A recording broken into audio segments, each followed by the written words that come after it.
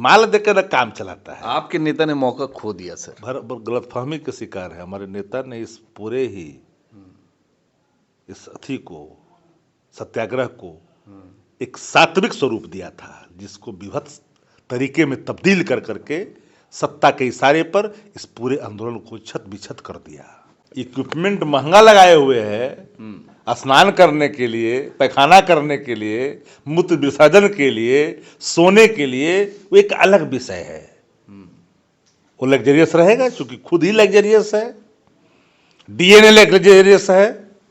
व्यस्तम कार्यक्रम से अभ्यर्थियों के आग्रह पर युवा और युवती ने आग्रह किया नेता प्रतिपक्ष से, कटिहार से दौड़े आए, व्यस्तम कार्यक्रम से गदरीबाग गए, नैतिक समर्थन दिया।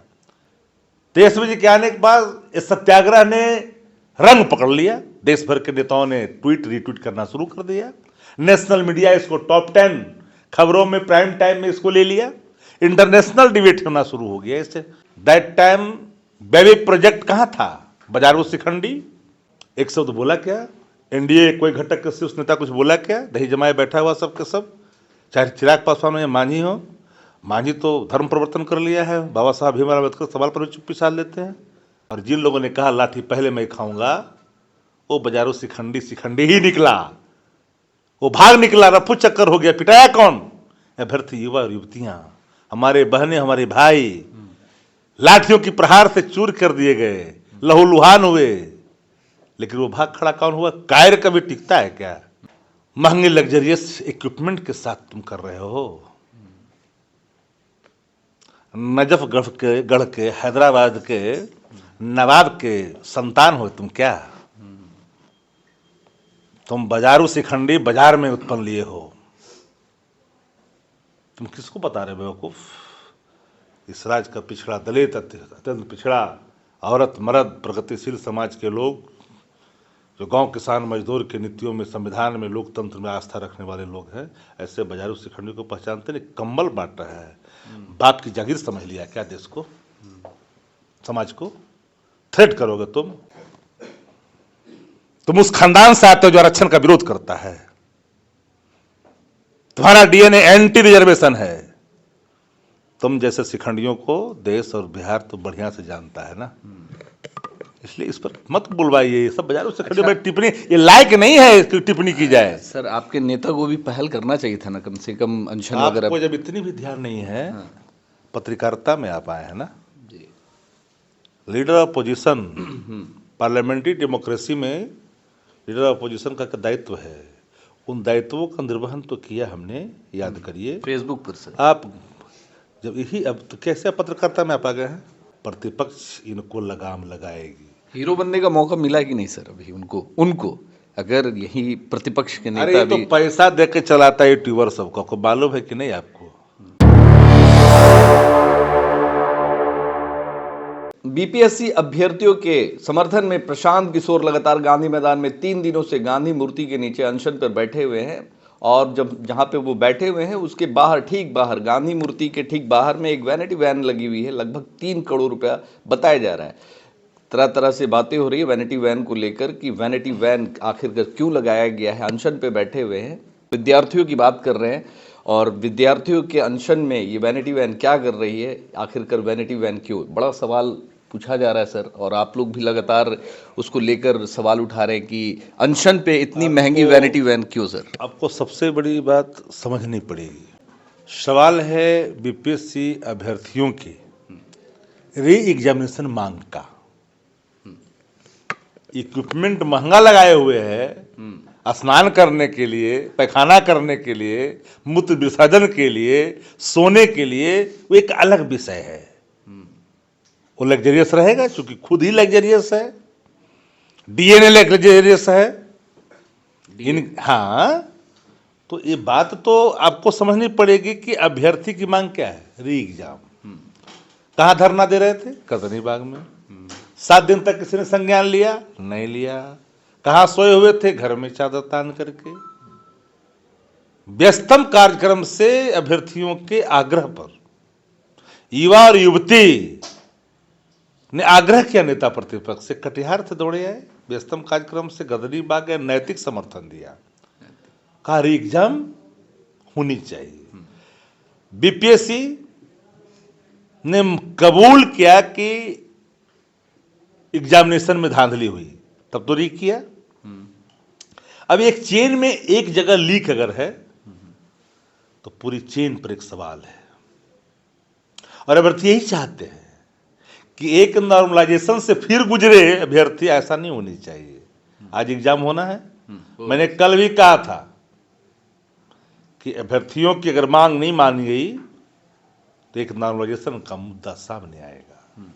लेकिन नॉर्मलाइजेशन एक सेकेंडरी मैटर, उसके पारदर्शिता पर कई सवाल है, वो प्रक्रिया ही एक अलग है।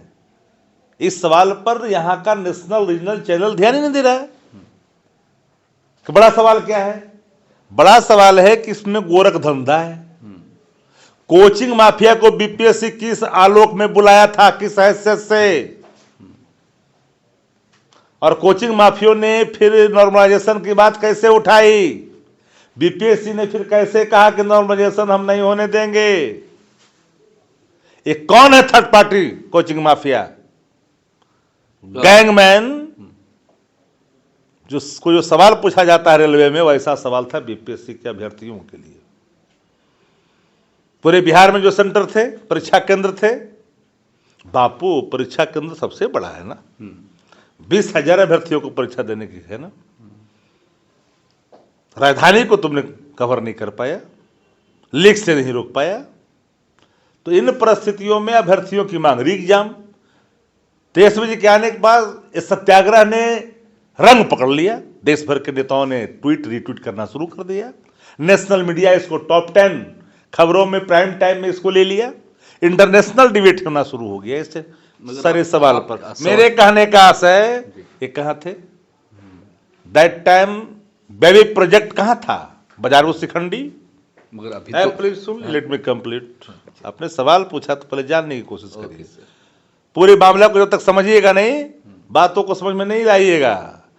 तो ये बंदा तब जागा जब सत्ता प्रतिष्ठान की कान खड़े हो गए कि तो सत्याग्रह रंग ले रहा है।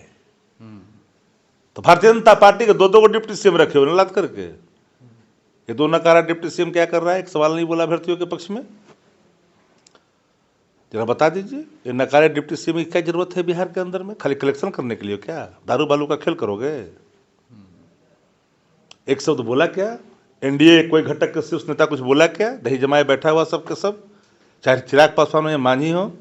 मांझी तो धर्म परिवर्तन कर लिया है, बाबा साहब भीमराव अम्बेडकर सवाल पर भी चुप्पी साध लेते हैं। चिराग पासवान भी अम्बेडकर के सवाल पर चुप्पी साध लेते। लोगों ने पद के लिए सब कुछ समर्पण कर दिया है। तो बेबी प्रोजेक्ट को एक्टिव किया गया। बेबी प्रोजेक्ट, बाजारू शिखंडी एक्टिव हुए। शासन को पता नहीं था कि अभ्यर्थी को बुलाया जा रहा है यहां गांधी मैदान, जहां अनुमति नहीं है। क्या इनके आईबी कमजोर थे? कैसे गए विद्यार्थी वहां? ले जाने में सहयोग कौन किया? और जिन लोगों ने कहा लाठी पहले मैं खाऊंगा, वो बाजारू शिखंडी ही निकला। वो भाग निकला, रफू चक्कर हो गया। पिटाया कौन? अभ्यर्थी युवा और युवतियां, हमारे बहनें, हमारे भाई लाठियों की प्रहार से चूर कर दिए गए, लहूलुहान हुए। लेकिन वो भाग खड़ा कौन हुआ? कायर कभी टिकता है क्या? कायर कभी नहीं टिकता है। एक सत्ता के दलाल लोग हैं ना, देश भर में दलाली किया है, दलाली से आया है नेतागिरी करने के लिए। अब हम आप पूरी बात सुन लीजिए। और तब जो है, अब सत्ता प्रायोजित, सत्ता संरक्षित आमरण अनशन की उसमें बू आती है। महंगे लग्जरियस इक्विपमेंट के साथ तुम कर रहे हो। नजफगढ़ के हैदराबाद के नवाब के संतान हो तुम क्या? तुम बाजारू शिखंडी बाजार में उत्पन्न लिए हो। तुम किसको बता रहे बेवकूफ? इस राज्य का पिछड़ा दलित, अत्यंत पिछड़ा, औरत, मर्द, प्रगतिशील समाज के लोग, जो गांव किसान मजदूर की नीतियों में, संविधान में, लोकतंत्र में आस्था रखने वाले लोग हैं, ऐसे बाजारू शिखंडी को पहचानते नहीं। कंबल बांट रहा है। बाप की जागीर समझ लिया क्या देश को, समाज को? थ्रेट करोगे तुम डेमोक्रेसी के अंदर? सत्ता प्रतिष्ठान अगर अचेत है, नायक अचेत है, कौन नहीं जानता जी। लोकतंत्र में for the people, by the people और ऑफ द पीपुल का कंसेप्ट है। वही लोग सरकार बनाते हैं, सत्ता में लाते, वही लोग कान पकड़ के बाहर कर देता है, वही युवा है। किसकी बात आप कर रहे हैं? फलना कौन? ये कौन है भाई? कुमार पांडे कौन है ये? एक खास सवाल ये तो आप लोग हमेशा बोलते हैं कि प्रशांत किशोर एक अच्छे एक्टर हैं, अदाकार मानते हैं? नो नो नो, नहीं, कुछ नहीं है वो एक विज्ञापन चलाने वाला। ये विरोधियों के द्वारा हमेशा ये आरोप लगाया जाता है कि जो लोग अदाकारी अच्छा कर रहे हैं, और अभी खासकर जो अनशन को लेकर कहां से हुआ? हाँ। इसका प्रादुर्भाव हुआ है गुजरात से, अतीत जानिए। तो बिहार के, अरे पैदा कहाँ लिया? व्यवसाय में। बिहार को आगे बढ़ाने, मैं बता रहा हूँ, सुन लीजिए, बिहार को आगे बढ़ाने का कौन सा जरा जय बिहार। अरे क्यों चुप क्यों था? अंबेडकर जी के सवाल पर चुप्पी क्यों? आरक्षण के सवाल पर चुप्पी क्यों? इसीलिए कि तुम्हारा डीएनए एंटी रिजर्वेशन है। तुम उस खानदान से आते हो जो आरक्षण का विरोध करता है। तुम्हारा डीएनए एंटी रिजर्वेशन है। तुम जैसे शिखंडियों को देश और बिहार तो बढ़िया से जानता है ना, इसलिए इस पर मत बुलवाइए। ये सब बाजारों से खड़े टिप्पणी, ये लायक नहीं है कि टिप्पणी की जाए। सर, आपके नेता को भी पहल करना चाहिए था ना, कम से कम अनशन वगैरह। आपको जब इतनी भी ध्यान नहीं है, पत्रकारिता में आप आए हैं ना, leader of position, parliamentary democracy में लीडर ऑफ पोजीशन का दायित्व है।